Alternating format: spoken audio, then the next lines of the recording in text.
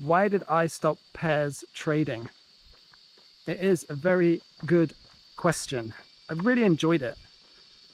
So the setup was, I was at it's not a prop shop as people know today. It was just a trading house.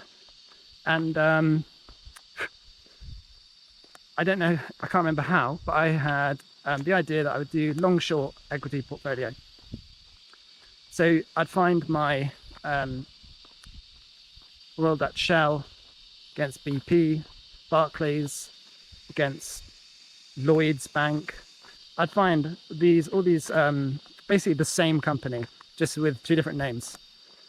And I had some software that measured their correlation and their co-integration and their volatility as a trading pair, and even it even back tested like the historical performance of that pair. And so I can't remember now, over a year I traded long short equities. Now what was the, just so you don't have to do a year like I did, I position sized according to the volatility of the pair. So when I started, I made them all the same. I might have to stop this while I go through this noise. Hang on. All right, I'm just gonna have to shout at the camera because otherwise I'm not gonna have a chance to record this. I'll just try and run a noise reduction thing on it or something. Anyway, apologies for the racket. It's literally crazy bugs. So anyway, pairs. Right, so what I did, just so you don't have to do this, or it might give you some ideas if you're doing it. So the volatility of the pair, it's just a simple calc. Get the historical prices, vol them out, and then I would take a base case volatility that would be, say, 100,000 aside. And then depending on the volatility of the stock, I'd either make it a greater or smaller position. So say the volatility of the pair was 2%, as my base case, that would be 100,000 aside. And then if the volatility was double that, I would half the position each side, so 50,000 aside. And that worked really well, because what I found was some pairs, they're really tightly correlated, and there's hardly any juice to squeeze. But with enough position size, it was comparable with a volatile pair. So there was one in the UK, it was something like UNH against UHH, something like this. And the stock was so, it wasn't volatile at all, but there was enough, and they were so well correlated that they literally flecked up and down really nicely for long periods of time. So you wanted a much bigger position to make the risk comparable across your portfolio. Anyway, so that's trick number one to having a good pairs trading portfolio. The next thing was picking your stocks. You need to do, so like BP, Shell, JP Morgan. JP Morgan's almost an outlier. Maybe Bank of America, Morgan Stanley. Maybe do the triple. Chart them all up, see which ones are most misaligned, and you could do the triple. The tobacco companies, they're a good one. House builders are normally a good one. But God, this is a while ago now. I think it was Red Row and Persimmon. Anyway, there's loads of companies that are really similar. Pepsi and Coke. You can have a good list of pairs, and luckily, because you're pairs trading, you get diversification across sectors, because there's only a certain number of tradable instruments. Like tobacco, there's only 2 companies. There's more, but there's only 2 you can trade. And then oil and gas and so on and so on. So it's a nice methodology. Okay, and then don't curve fit. I can't say this enough times. Like, you'll really want to. So should you be like at 3 standard deviations, 2.2 standard deviations, 1.8 standard deviations, all you're doing is curve fitting. Just run 2 standard deviations and a return to break even. Anything else is curve fitting. I can't like say it enough ways. That's one key item, because it's really easy to start curve fitting. I'm really sorry about the noise if it's drowning out this audio. Next thing, what I found, it was really interesting. I'd put on all my pairs trades, all my, you know, my long shorts, I'd volatility weight it. And what I found, and this never wasn't the case. I just had mosquito. You would lose. You'd sometimes go like 4 weeks of the pit position just drifting further out. And then one day you'd get a change in the market dynamic. So let's say the market was moving higher, and one day you'd get like a shock, an interest rate decision, inflation number, something, and you'd get like a inflection.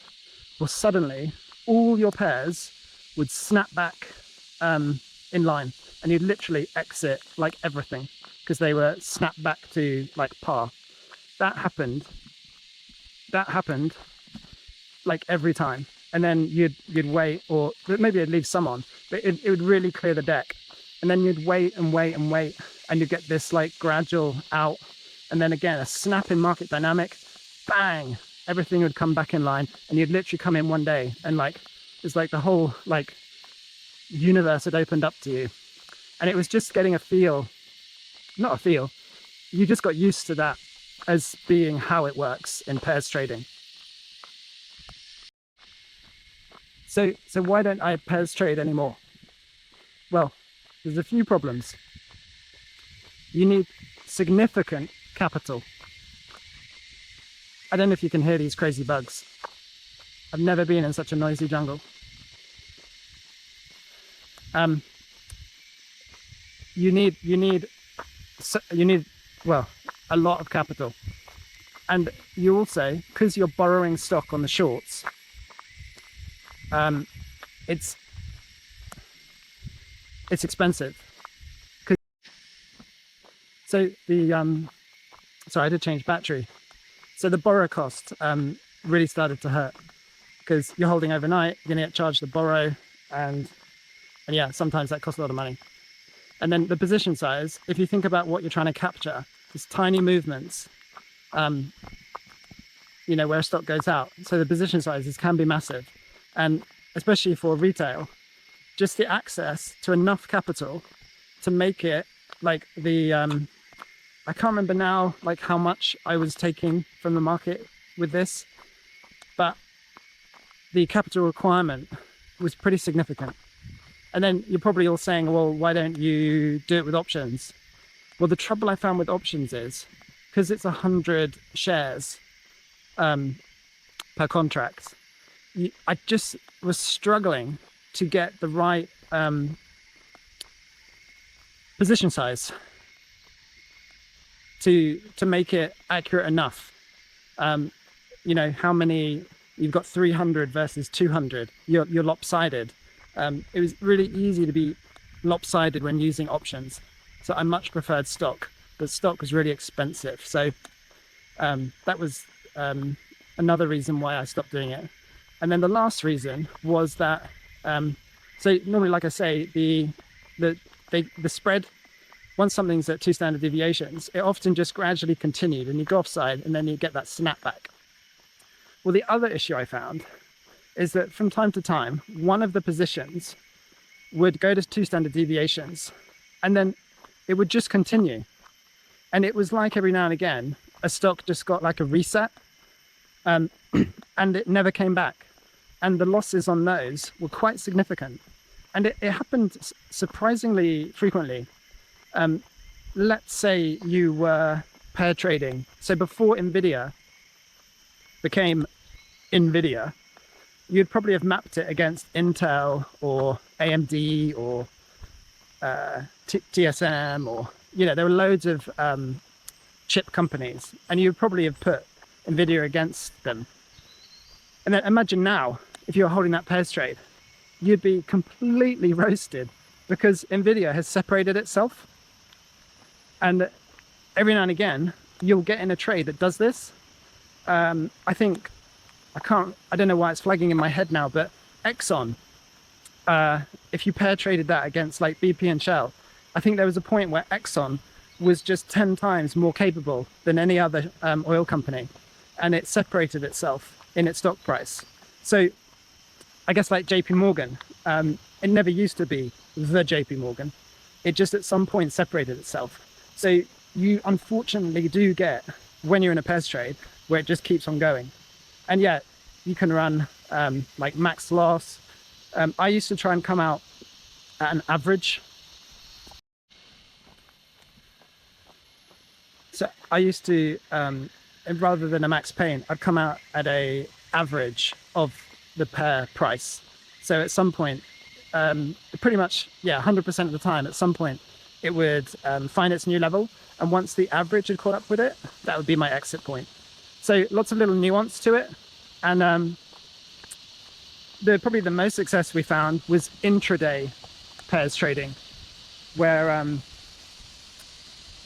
you would, for some reason, someone would be selling a stock, and during the day it would move out 2 standard deviations. Lunchtime you put on the trade, and by the close, I don't know, the ETFs or whoever was running it behind the scenes had closed it back up.